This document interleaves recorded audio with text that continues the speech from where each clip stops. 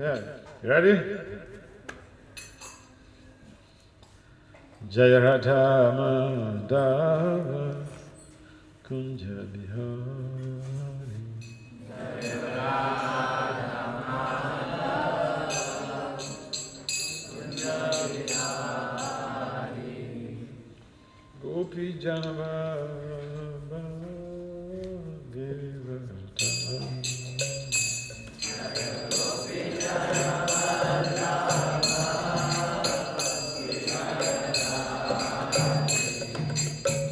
Gopi Janavallabha Girivardhana Gopi Janavallabha Girivardhana Yasodhanandana Vrajadana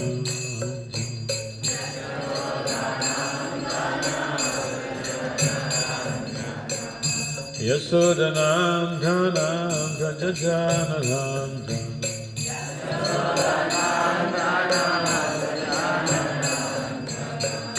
Yasodhanandana Hare Krishna Hare Krishna Krishna Krishna Hare Hare Hare Rama Hare Rama Rama Rama Hare Hare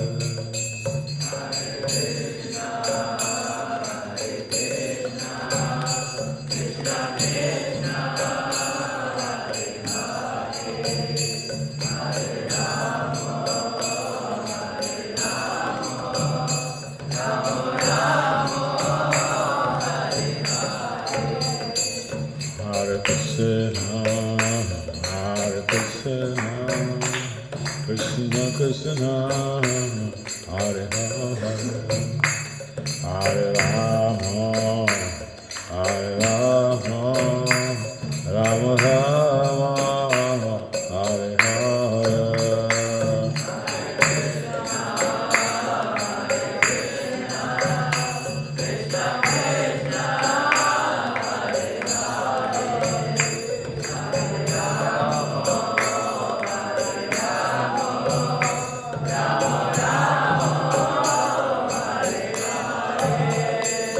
Hare Krishna, Hare Krishna, Krishna Krishna, Hare Hare, Hare Rama, Hare Rama, Rama Rama, Hare Hare.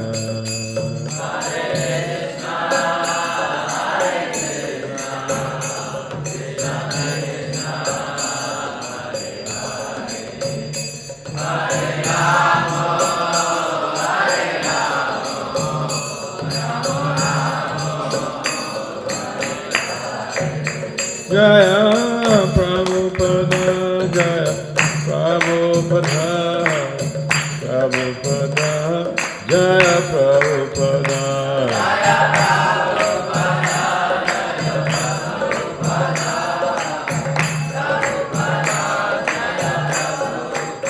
Nitai Gaur Hari Bal, Hari Bal, Hari Bal, Bal Hari Bal.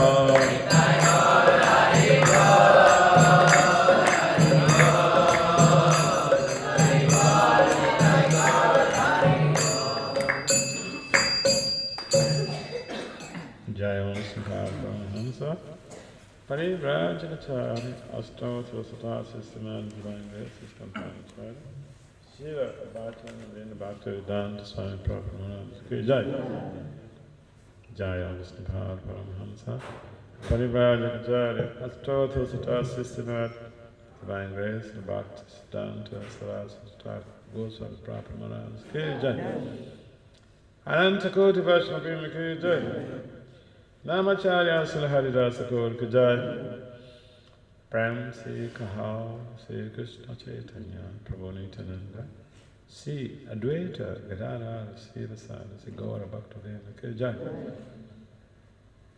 Si Radha Krishna Gopal Gopinath, Simakunda, Radha Kunda, Girikavatam Ke Jai, Shabadavadam Ke Jai, Simatura Dham Ke Jai, Simapanavadev Dham Ke Jai, Jaganapur Dham Ke Jai, Gangama Yamunamaya Ke Jai, Simatito Dev Bhakti Dev Ke Jai, Samaveda Bhakti Veda Ke Jai, Nittai Gaur Premanandi.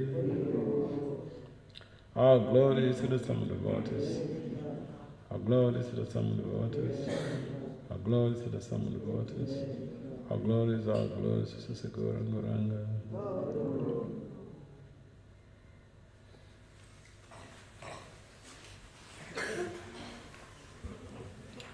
Om Namo Bhagavate Vasudevaya.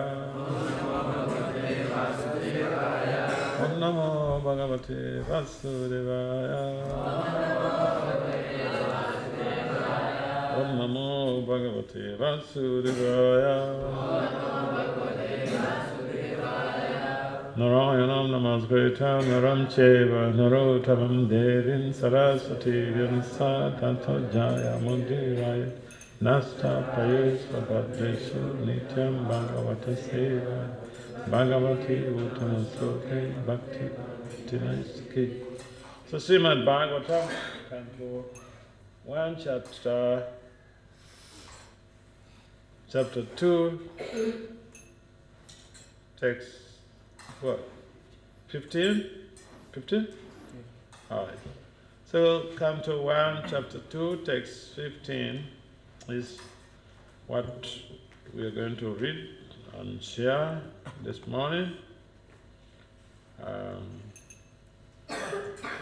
Title of this chapter is Divinity and Divine Service. Divinity and Divine Service. Yadanu Dyasina Yuktaha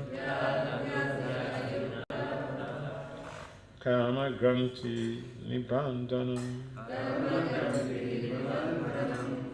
Chidanti Kovidastasya Kona Kuryat Kataratim Yadanu Dyasina Yuktaha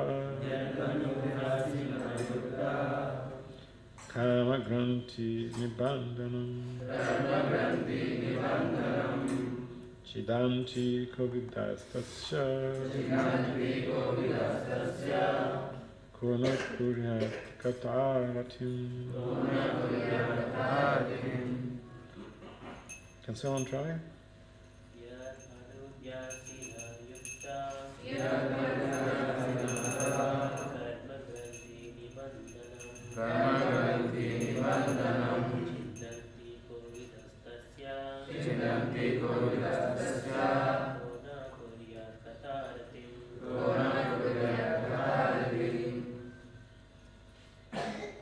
Anyone else?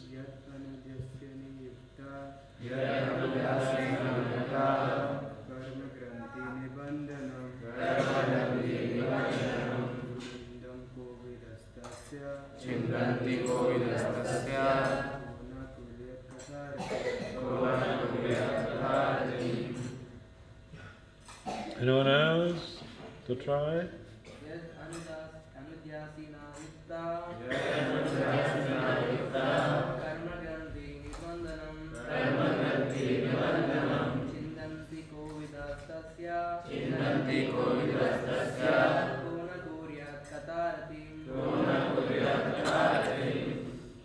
Any representative of the Gurukul to help us to this chanting? Gurukuls?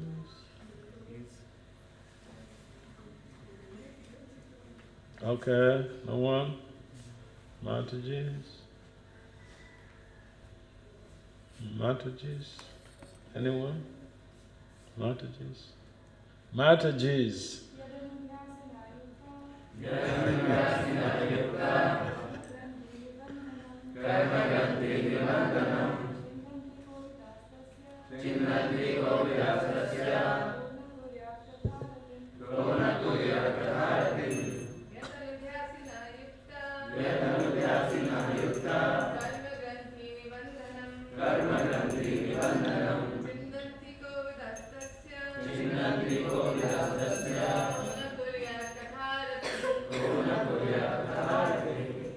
So translation, word for word translation and prepared by His Divine Grace, His companion Acharya, Srila Abhacharya Navinda Bhaktivedanta Swami Prabhupada Ki Jai. Srila Prabhupada Ki Jai. Yat, which? Anodhya, remembrance. Asina, sword. Yuktaha, being. Being equipped with. Kama, reactionary work. Granti, not. Nibandhana, internet. Chindanti, cut. Kovidaha, intelligent. Tasya, his. Kaha, who. Na, not. Kuryat, shall do. Kata, messages. Ratim, attention. Translation. With sword in hand, intelligent men cut through the binding knots of reactionary work, karma, by remembering the personality of Godhead. Therefore, who will not pay attention to His message? Please kindly responsibly repeat. With sword in hand, intelligent men cut through the binding knots of reactionary work, karma, by remembering the personality of Godhead. Therefore, who will not pay attention to His message? And who is that will not pay attention to His message? Can someone? Huh? We have to pay attention. Who will not pay attention to His message? Huh? If you want to speak, raise up your hand. Yes? Who will not pay attention to the message of the Lord? Who are those who will not pay attention? There are two. According to the Bhagavatam, there are two classes of people who will not pay attention to the message of God. Yes? Can someone help us? Huh? Demon? Demon is a general terminology indicating someone who is averse to Krishna consciousness. Swayambhari and Mayavadi. Good. Yes? Anyone else to try? Huh? One who is engaged in sense gratification, yes? Yes, anyone else to try? Atheistic. Huh? Atheist. Atheist. Yes, can you try? All right. Thank you very much. Let's go to the verse. We'll come back to this, okay?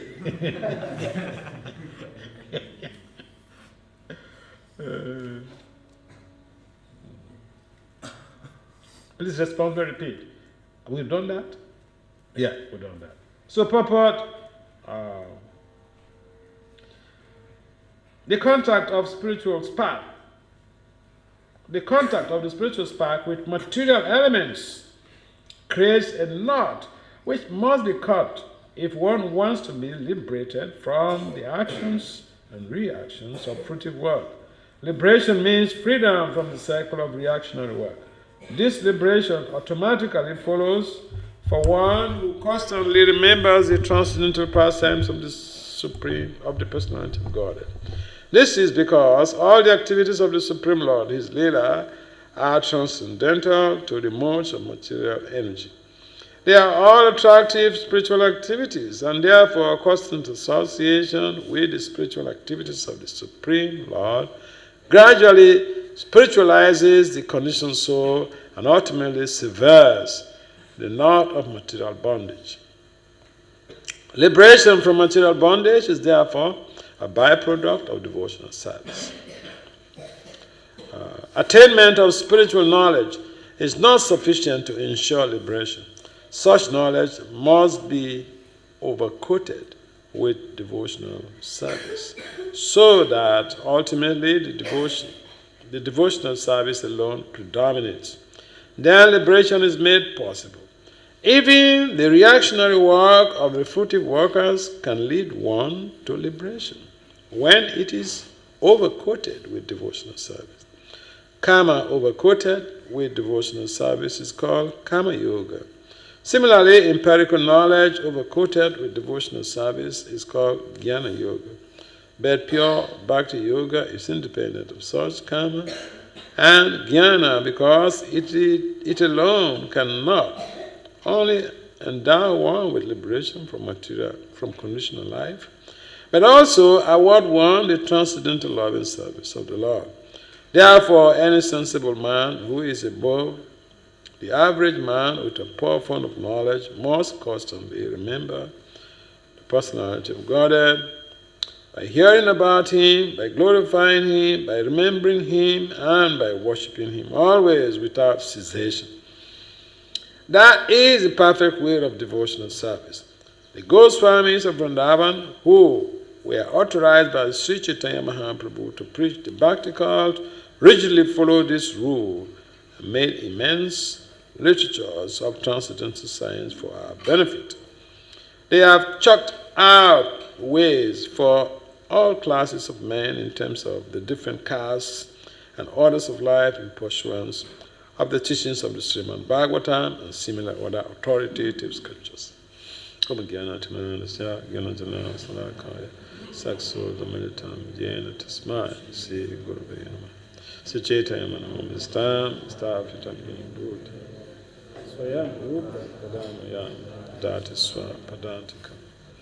Vande Sri Krishna Chaitanya Nityananda Sahodata Godadhaya Puspavanto Chita Chandatamam Jaya Sri Krishna Chaitanya Prabhu Nityananda Sri Advaita Gadadhara Sri Vasari Gaura Bhaktavinda Hare Krishna Krishna Krishna Hare Rama Hare Rama Namo Vishnu Padaya Krishna Vishaya Bhutale Srimad Bhakti Vedanta Swami Namaste Saraswati Devi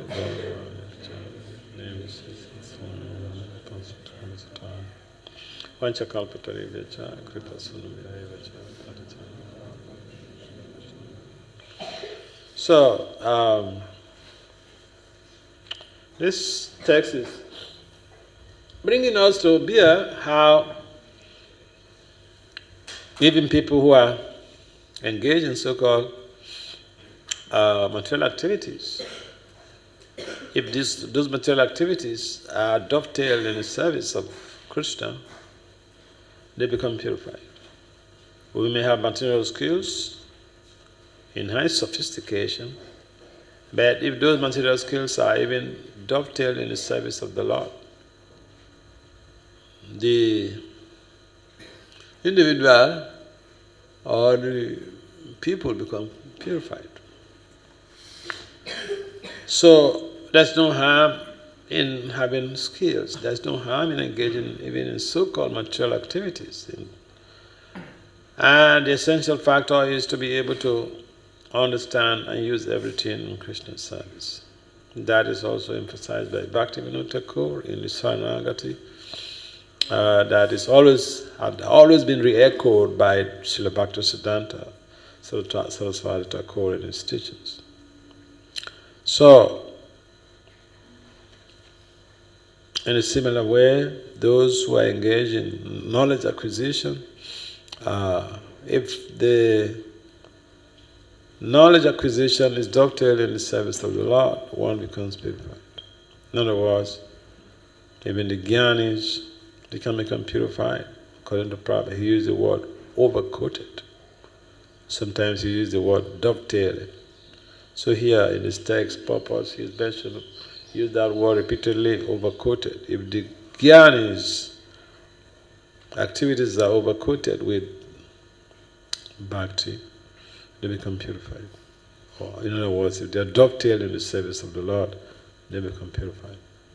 If the karmis they dovetail their works in the service of the Lord, they become purified. How to dovetail this? How to dovetail reactionary work in the service of the Lord? Yes, who can help us? Karmic works, they are binding, karma bandhana. But how to dovetail, how to cut that knot, the binding force to reactionary work. How do we do that? By offering the fruits to Krishna. In fact, Rupa Goswami, is it Rupa Goswami? In one of the chayas, he suggested about a particular specific percentage of the outcome of our works in the service of the Lord. Who said? Rupa Goswami? Yeah. So what is the percentage? Huh? 50? 50%? Are you sure? Huh? Are you going to be able to do that? I think if in this country people, if the professionals are doing that, his government would have been very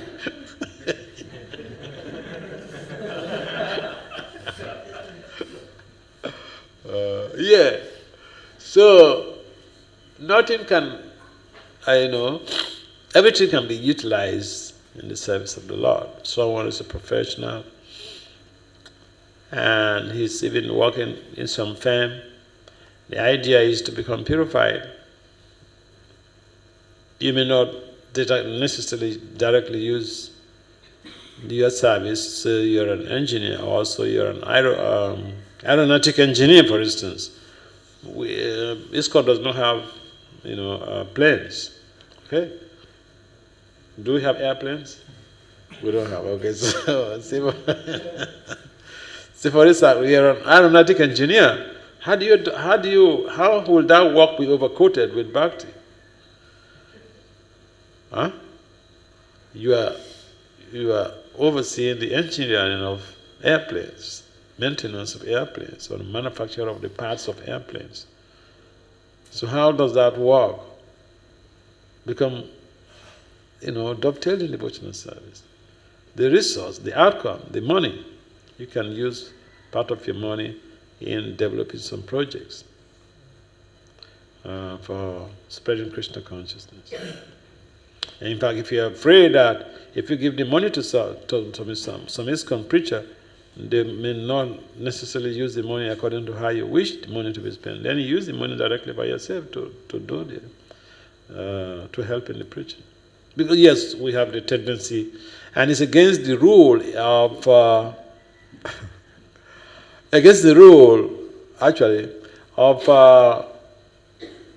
governing a non-profit organization, that if someone gives you money for the deities, you don't use the money to buy food for the devotees.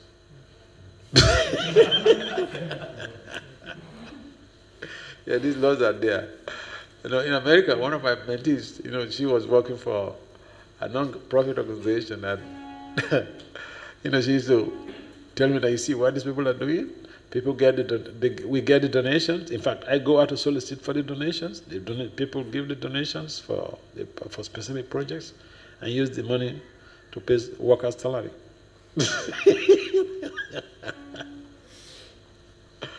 So, yeah, the rule in governing non-profit or dealing with administering non-profit organizations in the Western countries is very strict. If you reported that the resources procured or the financial resources, donations procured are not used, for instance, someone gives you money for building a temple, to help to build a temple. Don't use the money to buy burger to feed your deities, because that's not what he said. So when you use the money to do what he intended for, what the donor requests, then he has that direct connection with Krishna. His mission is fulfilled. He becomes purified. Well, we may argue that this all devotional service, and we were not having money from Boga that day, so he gave this money for constructing the temple, our new temple, and I used the money to buy Boga for the devotees. And that's not correct, because you're not helping the donor. What he intended to do is something internalized with the Lord. And so if that channel is not blocked, he gets purified. although he's working out there, but then he's doing devotional service. He's using his resources for helping with the spreading of the mission of Lord Chaitanya Mahaprabhu. So the Gyan is the same thing. They may have so much of info. And in the case of Satyakama, you heard the story of Satyakama? Huh? You must have heard, but maybe you don't know the specific names. Satyakama is a disciple of Rishi Gautama. And when I'm sure you guys have heard the story. The name may be the specific name. So Satyakama, his mother was like a society lady. You know society lady? Society lady? Hey, society lady, you don't know, you're too renounced.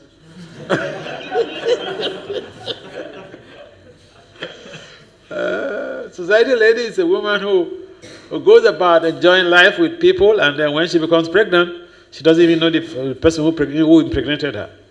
And so Satyakama's mother was like that. And he had a desire to approach a guru, so he asked the mother, so, Mama, what is my gotra? So the mother explained to him. The mother was very sincere. He explained to him that, you see, actually, I don't know who your father is, because this was the type of life I was leading, and I got impregnated. I was playing around with different men, and then I got impregnated. So I don't even know your father. So your gotra, I don't know. So, but then when he went to meet Rishi Gautama to solicit for followership, to be a disciple, Rishi Gautama, precisely asked, "What's your gotra?" Because in those days they only accept people who are coming from Brahmin families. So Satyakama said, "This is what my mother told me." And so he said, "Oh, you're a Brahmin. I accept you as my disciple. You're too truthful. You're too sincere." So sometimes we find this type of cases to be able to motivate us to be, to tell the bitter truth in a way that we may not even like. But it's very purifying. It's very purifying. And so that story, I'm sure a number of you have heard. It's just the details of the name, because this story was given. If you ask me, "Hey, Swami, where did you get this information?" And I like people, asking me, "What's your source?"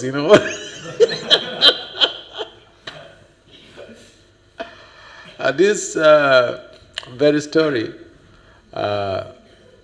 is presented by our great Acharya, Srila Bhaktisiddhanta Saraswati Thakur, in his second volume of Upakyani Upadesh.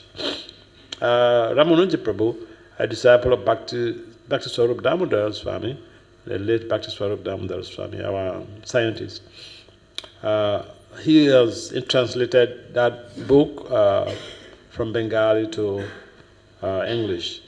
And then he gave me a copy, and then I was so much attracted to this detailed information of Gautama Rishi and Satyakama's story. So that the guy that, well, we had this story, but it's just the details. And the mother is, I don't remember the mother's name, but the mother's name is also in that very literature by Bhaktisiddhanta Saraswati Thakur. So that person that we heard about the story, his name is Satyakama. Okay, so Satyakama, when he was given some service by Gautama Rishi, it was like a big test. He asked him to go and head cows, and these cows were like sickly cows, 400 sickly cows. Go out, go and head these cows. And then you bring back 1,000 healthy, robust cows. Imagine your spiritual master asks you to do that type of service. Yeah, but no, Gautama, entrusted that type of service to Satyakama. But Satyakama went out, and then, somehow or the other, he was blessed. He was very sincere. He was highly motivated to perform, to serve his spiritual master, to get his blessings, to satisfy him. So he went about heading these cows, and very shortly he was able to get the required number that the spiritual master stipulated, 1,000 cows, robust cows. And he had an opportunity to be blessed with knowledge. The devatas, I think Agni, Vayu, and Indra, they came independently, separately, to instruct Satyakama. So Satyakama, by the time he came back to the ashram of Gautama, he was fully equipped with knowledge. Fully equipped. He was effulgent, beaming with information culture, spiritual information culture. But out of humility, he approached his guru. He said, I want your blessings. I want to serve you. I want to make some inquiries. You bless me. I need devotion. I need devotional service. But Gautama also had already realized that Satyakama has been blessed by the devatas. He was fully equipped with knowledge. Imagine when Vayu has to come to instruct you directly. Imagine when Indra has to come to instruct you directly. And, for the ordinary person, they will be puffed up after acquiring all those spiritual knowledge. But Satyakama was still humble. He approached his spiritual master to get blessings, to serve the spiritual master, to make some inquiries. So Prabhupada made some comment about humility in a conversation he had in Bombay, modern Mumbai. And he mentioned that humility implies that when you even have so much of knowledge, you are astute in knowledge, still you feel that you're completely empty, you don't know anything, and you approach your spiritual master. That is the case with Sanatana Goswami. He approached Lord Chaitanya Mahaprabhu, and Chaitanya Mahaprabhu was praising him, but he said, "My Lord, I'm nothing, I don't know anything." So, we understand how the background of Sanatana Goswami. He was high-profile government official, but he renounced all of those to become a servant of Lord Chaitanya Mahaprabhu. And therefore, the glorifications of the Lord, they attract even great souls, they are attracted to the glorifications of the Lord. The question is, when the Gyanis engage their knowledge, or dovetail their knowledge in devotional service, they become purified. When the Kamis, they engage their fruitive activities in devotional service, or even the fruits of their fruitive activities in devotional service, the knot of material existence is caught. And what do we think about that? Is it some folk story, or is it a reality? I mean, like sometimes you find even people from India, they say, yeah, Ramayana or Lord Ram, it's a myth. The myth means it never existed. Mythology. No, but Ayodhya is there, where Lord Ram ruled. And so sometimes also people think, especially some Mayavadis, they see when Krishna says, Sarvadharma Paritaja, Mamekam Sanam Braja, Amtvam Sarvapapebhyo, Mokshayishamimash. The Mayavadis have their own interpretation. Now, Krishna, here it means Krishna is It's saying surrender to the inborn in Krishna. Not like Krishna has a super soul. No. Krishna is all spiritual. And so a lot of confusion is there because the Mayavadis have overcoated the Vedic literature with impersonalism.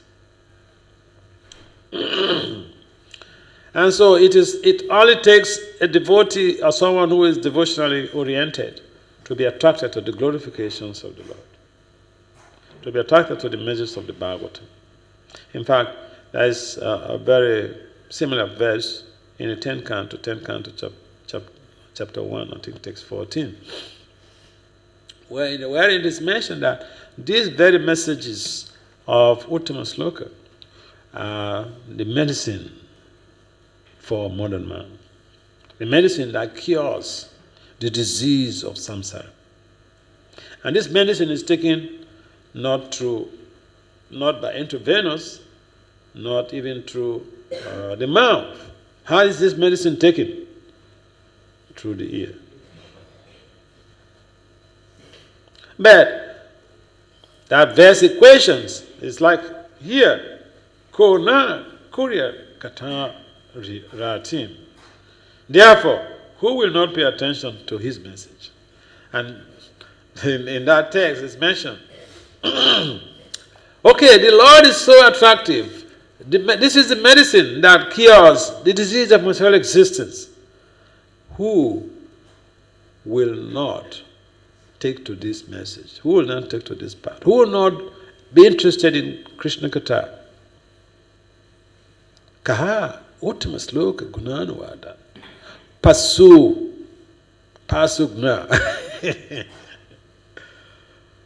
Pasu means what? Yeah. Pasugna, those who are butchers or meat eaters, and those who are killing their own souls, those who are committing suicide, spiritual suicide, killing their own souls. So a meat eater, in the commentary, the commentators, the Prabhupada's disciples, they made reference to several texts, and they mentioned that people who are addicted to sense gratification is very difficult to take to spiritual life. People who are meat eaters, people who are addicted to sense gratification, they may even be vegetarians, but they are eating foods, vegetables in the mode of passion like onion and garlic that stimulate more sense gratification. You know why we don't eat onion and garlic? Huh? Huh?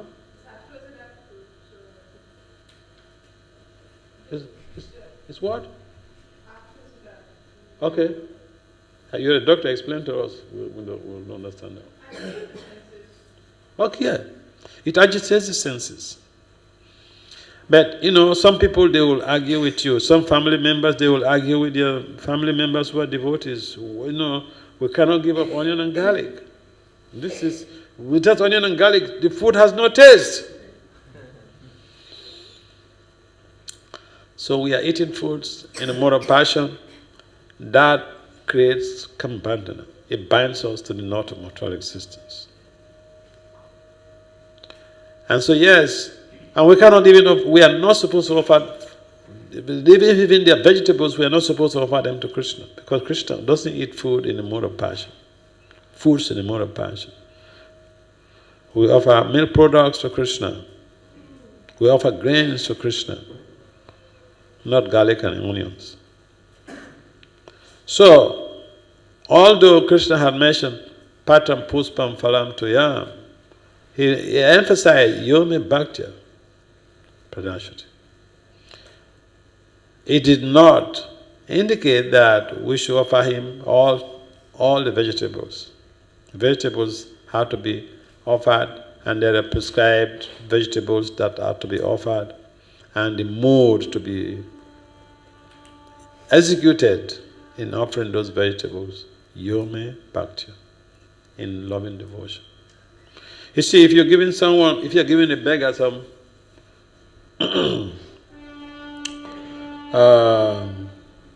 you give a beggar on the street some money, then you can also do that in different modes.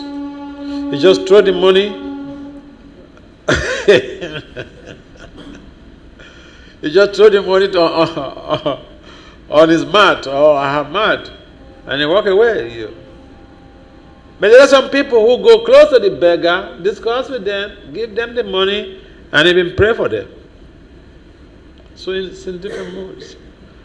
So the offering has to be with love and devotion. The simple things, water, leaves, flowers, they have to be with devotion.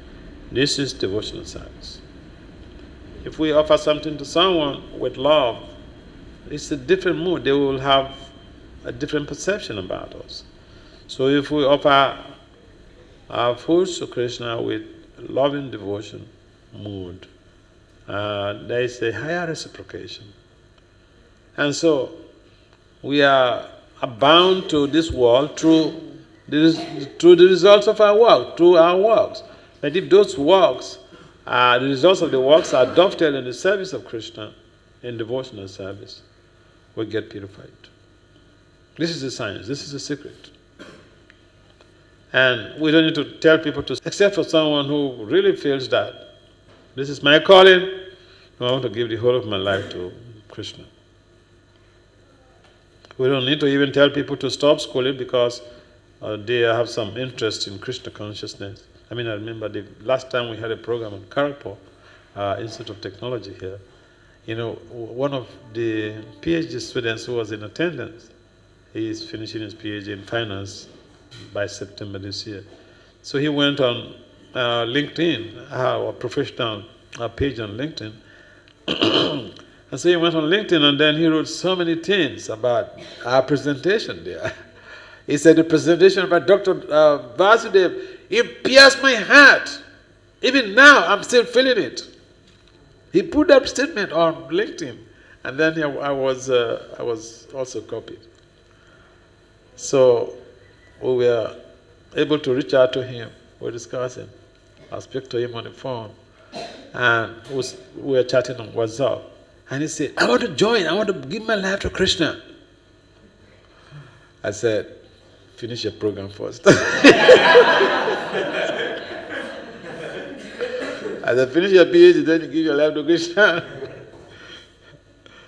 So the temptation is there. We could just tell just a person who is so desperate, eager. Oh, come. You just give up everything and then you just join the temple. But when he finishes, he will be more useful to our society. He'll be more useful to himself in terms of preaching skills and public relations. He'll be more useful to the community, to the society. He'll be more useful and a sense of pride to his family, because family sent him to school. And I remember the case of one European girl. She studied medicine, and outside of India, even the females, they can become brahmacharis. They can give up their work. If they are interested, they can become full-time devotees. So this was one of these European countries. I gave a Bhagavatam class in Mayapur some time ago, and this lady, she came to me. She looks very skinny. So one of his first query is, I told her, you're a woman, you should look plump so that people will be attracted to you, to Krishna consciousness. People who are non-devotees should be just by your appearance, they should be attracted to Krishna consciousness. But you look so skinny. She said, this is the mood of the Vrajabasis.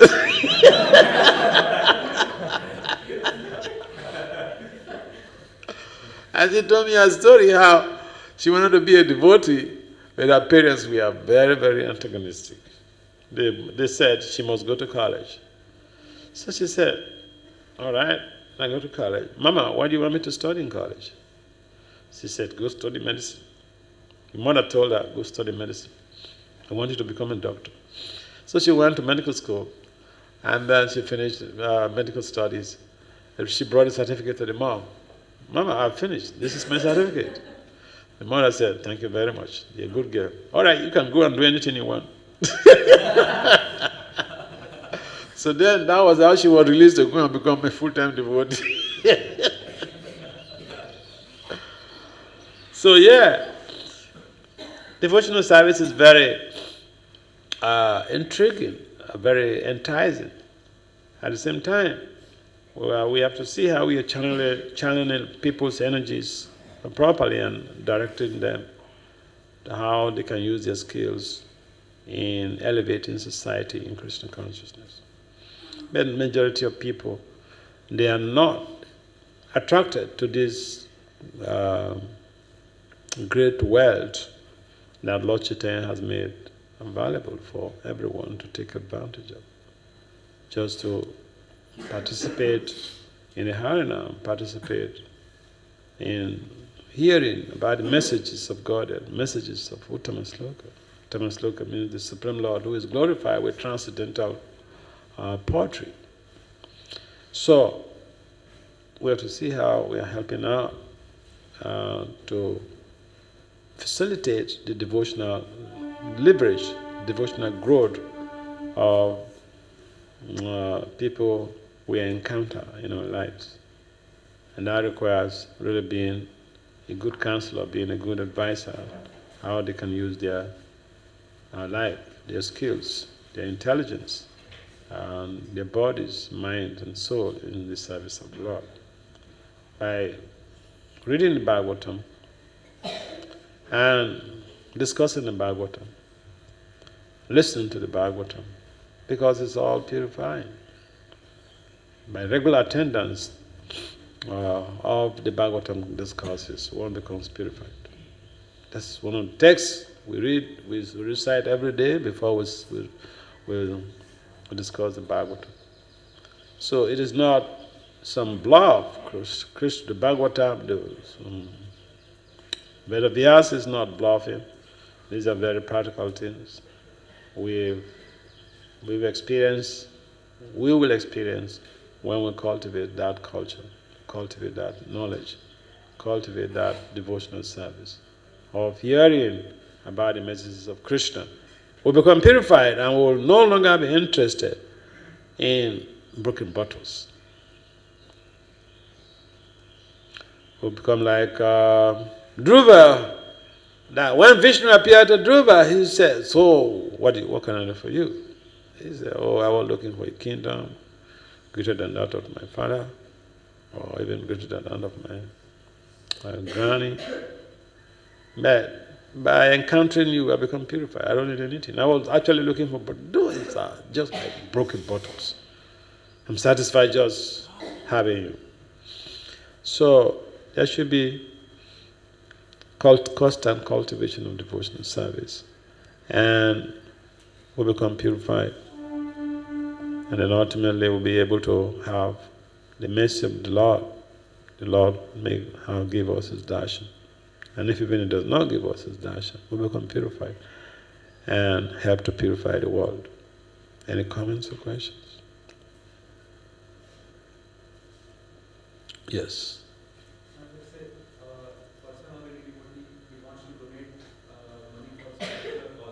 Huh? He wants to donate money for some particular cause, and let's say setup or any setup, they are in need of some particular, for money for some other thing.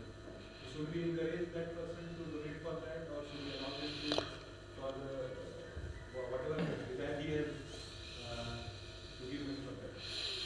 No, I mentioned that the law in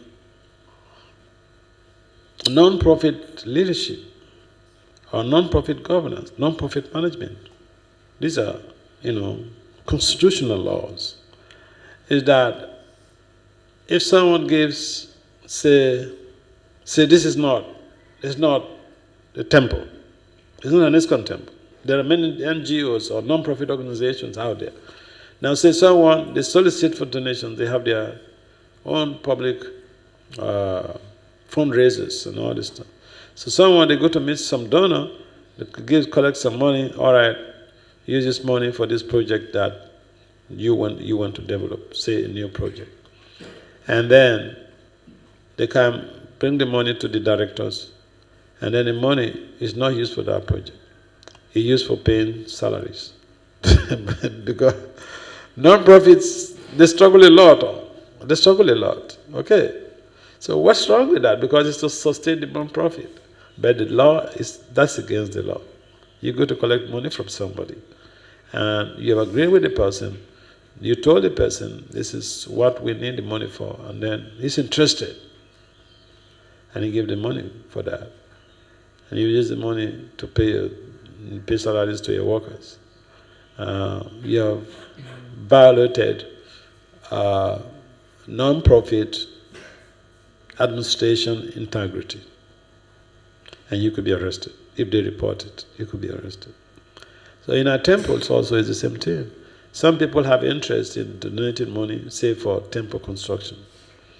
And if they benefit a lot if that money is used based on their initial intention. And so if we use the money for something else, that is like a breach of devotional integrity. Because you told the person, for instance, you tell me one thing, and you do something else. They are people, they are human beings, they are living beings. They are also part and parcel of Krishna. And so they want to help in some service. And so we have to be able to dovetail their services in Krishna consciousness according to their desire. So the idea is to create some type of social sanity so that that attitude invokes trust in the public for that non-profit organization, because it becomes like a snowball process. A snowball means that someone gives some donation and use it for that purpose that he intends. He will tell other of his friends who are millionaires, oh, that organization, they're so good. If you give them money for this purpose, they use it exactly for that purpose. Donate. It's a big impetus. Yeah, that's what I mean. Is it clear? All right. Any other comments? Oh, we still have a lot of time. Any comments? Nivrita Tasha. The devotional culture, we have to understand. In India, a lot of people are very much interested when people hear about a Pandal program, Krishna Katha, Bhagavad Sabda, some recitation of Bhagavad Gita or Srimad Bhagavatam. People throng the place. But the Bhagavatam also warns that one who is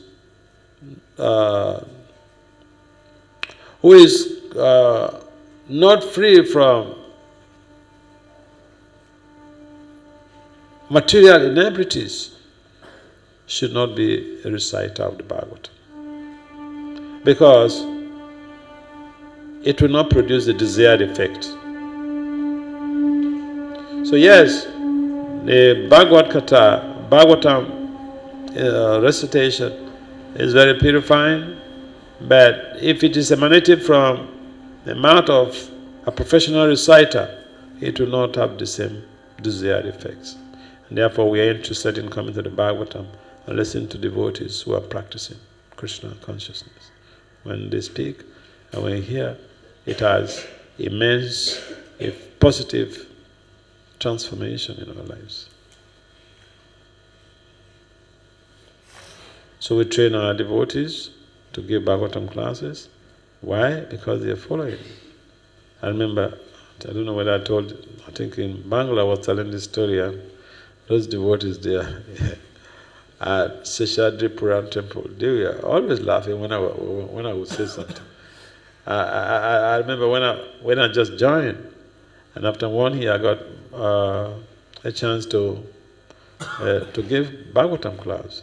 But I was giving Bhagavatam class in the previous temple where I was, even just after a few months I was staying in the temple. So, but when I got transferred to the headquarters, and then one morning after the Guru Puja, one devotee came to me One senior devotee came to me that, "Hey, Vasudeva, go and give the Bhagavatam class." I said, "No way, I'm not going to give any Bhagavatam class. I joined this movement to learn from you guys, you are senior people, and I want to hear I want to learn." He said, "If you don't want to give the Bhagavatam class, you can go and tell Bhakti Vasudeva Swami that you don't want to give the class."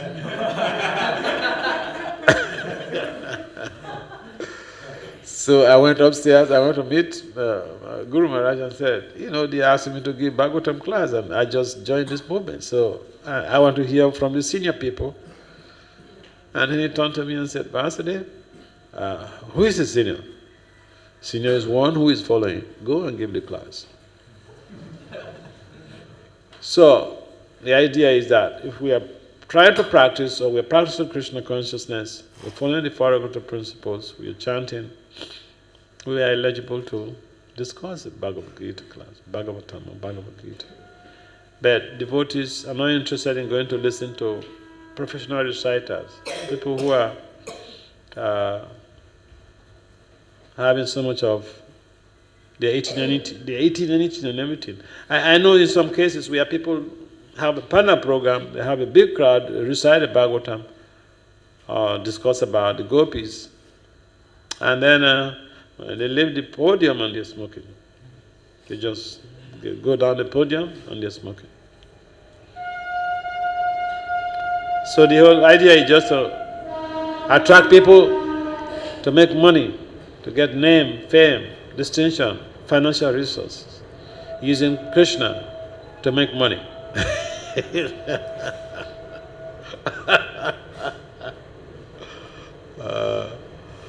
And Gorakishore Das Babaji was very much against that. I remember on one occasion, so some reciter has come to give, big, has come to a particular near Gorakishore Das Babaji's place of residence, where he was doing his bhajan, and his servant also was there. And then after the recitation of this great personality, Gorakishore Das Babaji told the servant that he should go and clean up the whole place with cow dung.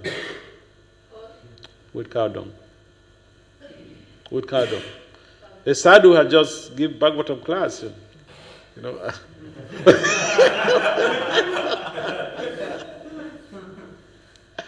And he said the place should be purified with cow dung.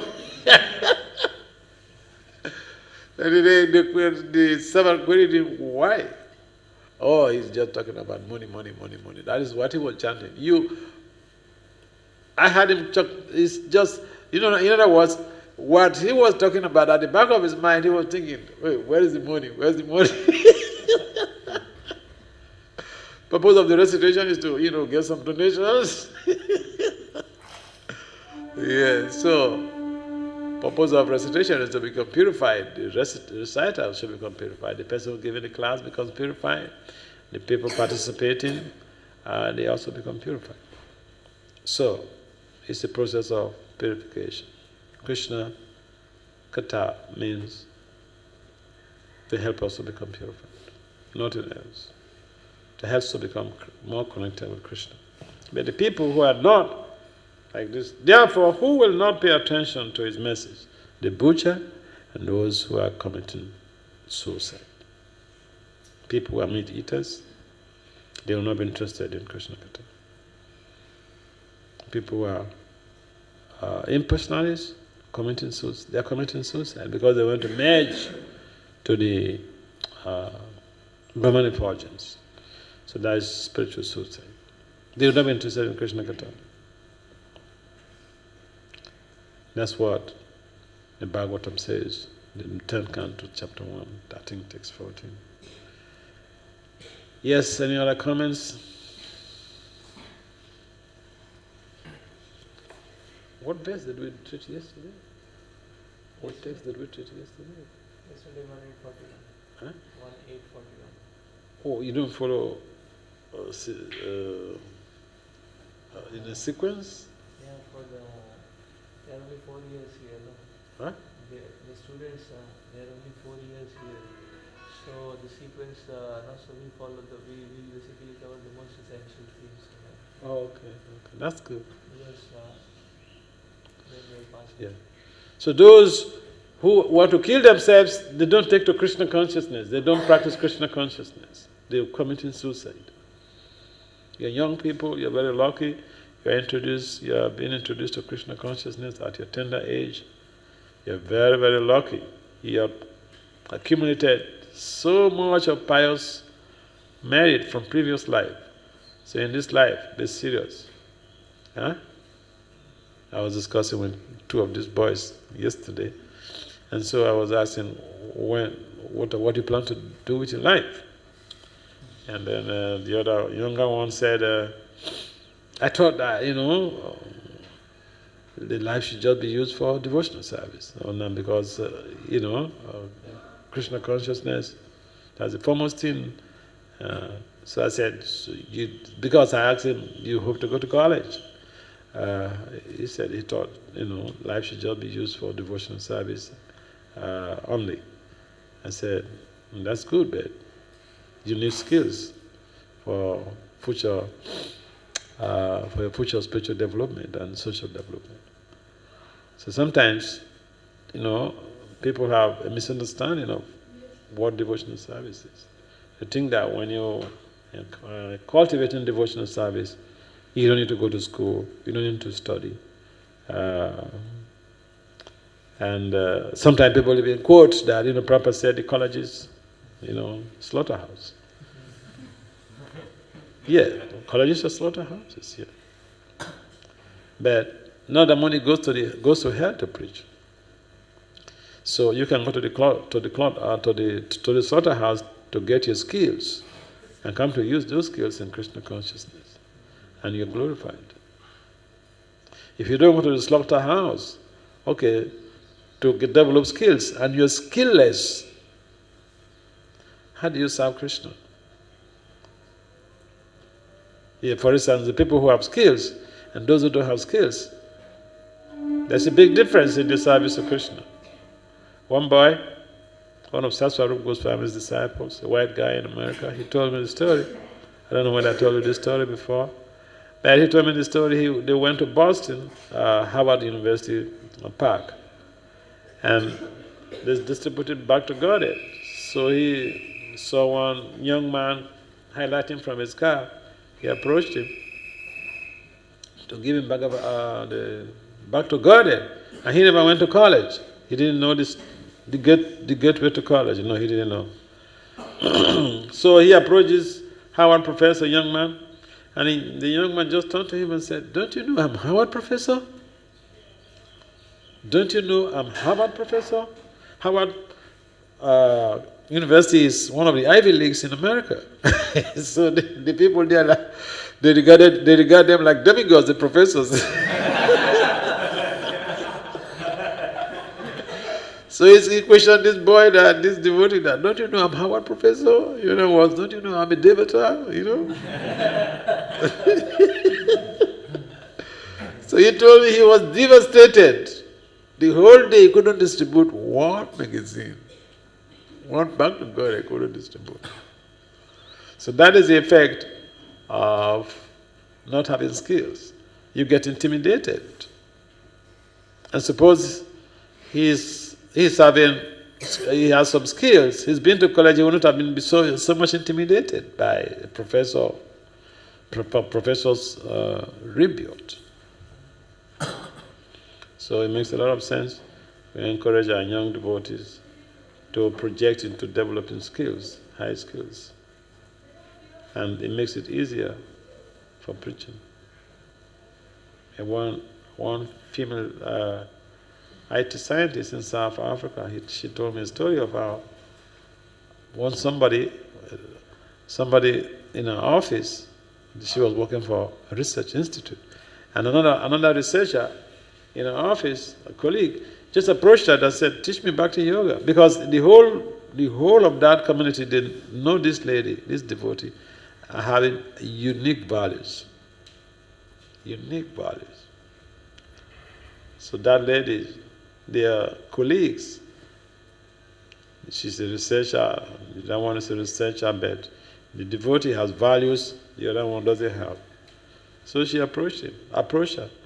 Can you teach me yoga? I want to be like you. So she said she just started teaching her japa, how to chant japa, and during breaks, they would go under some shade and chant japa together for about 1 hour on beach. That's how she didn't preach anything to anybody. Somebody just came, make me a devotee.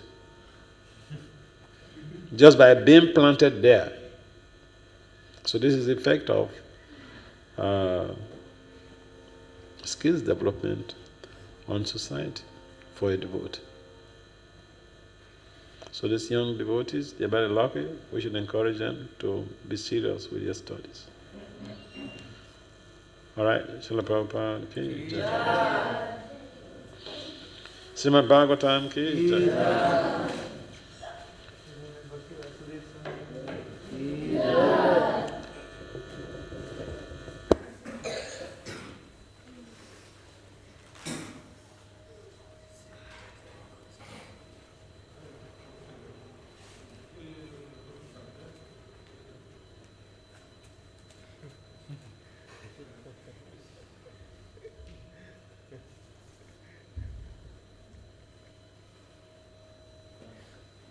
Thank you very much for participating in Krishna consciousness.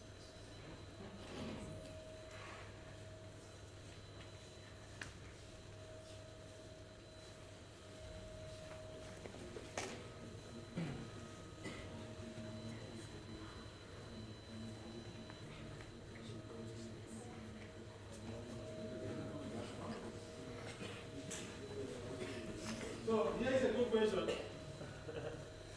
Can you ask a question so that everybody Sometimes I notice that if we are sincere, then Krishna will endow all the skills and whatever qualities are required for this, Krishna will help you get those things. So my question was like, how to take this understanding? Why then it is required to develop our material skills? Yeah, that's a nice point because we can use anything from the scriptures. It's called selective listening or selective hearing. We can use anything to defend ourselves when we don't want to do something that will challenge. Okay, having developing skills is challenging. It's called integration. Integration in calculus, those who have studied calculus, calculus is very difficult. Now, one of the most difficult aspects of calculus is integration. When it is time or when during the integration session, sometimes even the hard, high profile learner walks out of the class because everything becomes so abstract. It's confusing. So, people don't want to do the important things. Developing skills and cultivating devotional service is like two jobs. And if you're not very good with integration, you will definitely lose track. And you may end up only taking one side. So this is a nice point. Now, by cultivating devotional service, yes, you acquire all the wonderful qualities of the demigod, but you don't become a gynecologist.